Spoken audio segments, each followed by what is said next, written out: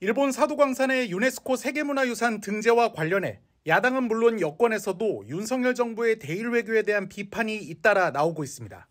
국민의힘 유승민 전 의원은 28일 오후 SNS에 쓴 글에서 사도광산을 세계문화유산에 등재하는 일본의 오래된 수건 사업에 윤석열 정부가 찬성했다며 문제는 조선인 1,500여 명이 강제 동원되어 강제 노역을 했다는 역사적 사실이 제대로 기록되지 않았다는 것이라고 지적했습니다. 유 의원은 이어 대한민국의 역사, 영토, 주권이 걸린 문제라면 우리는 단호하고 분명하게 원칙을 지켜야 한다며 사도광산에 끌려가 강제 노역당한 뼈아픈 역사를 분명하게 기록하기를 가해자인 일본에게 요구하고 그게 아니면 우리 정부는 반대 입장을 유지했어야 한다고 주장했습니다.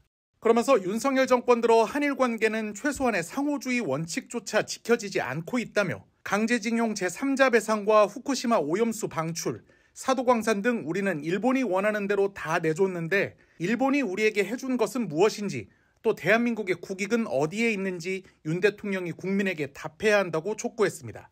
더불어민주당 박찬대 원내대표도 윤석열 정부가 사도광산에서 한참 떨어진 곳에 조선인 강제노동 관련 전시물을 설치하겠다는 일본의 공수표만 믿고 덜컥 이를 저질렀다며 도대체 어느 나라 정부냐고 쏘아붙였습니다. 사람에게 충성하지 않는다던 대통령이 일본에게 충성하고 있는 겁니까? 일제강점기 시절 조선인 강제노역의 상징인 사도광산이 윤석열 정권의 찬성 속에 유네스코 세계유산으로 등재되었습니다. 일본의 전쟁 범죄 왜곡에 거수기를 자처하니 대한민국 정부인지 일본 총독부인지 헷갈릴 지경입니다.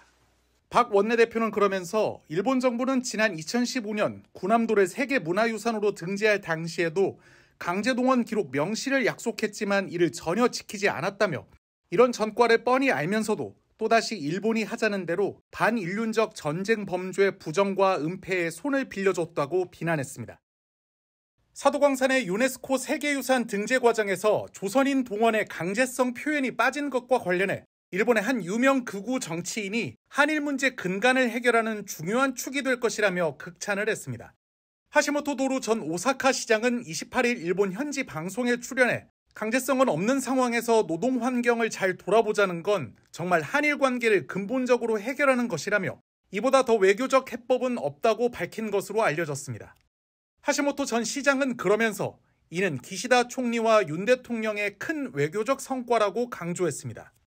사도광산 세계유산 등재 과정에서 조선인 노동자와 관련한 기술에 강제성 같은 표현이 들어가지 않은 결론을 높이 평가한 것으로 보입니다.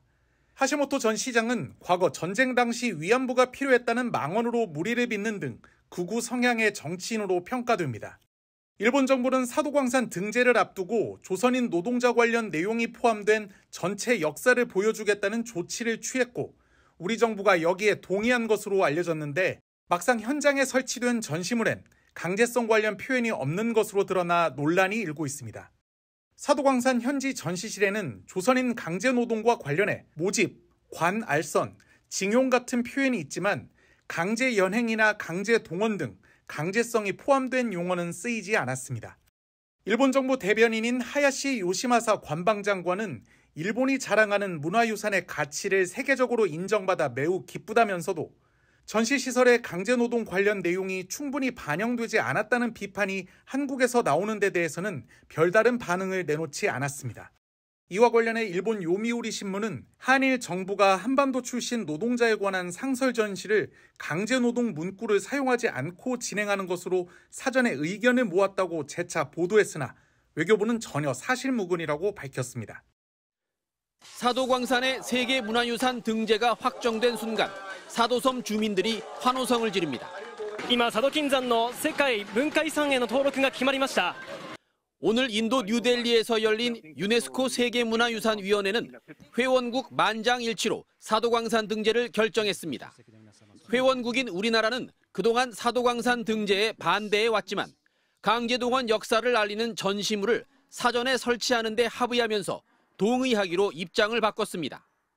多くの皆さんに支えていただいて、力強く引っ張っていただいて、実現したことだと思っています。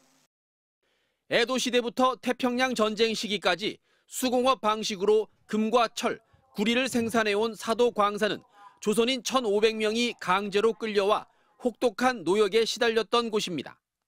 한일 양국 정부는 막판 협의에서 사도광산 현지에 조선인의 강제 노역을 알리는 전시물을 설치하기로 합의했습니다.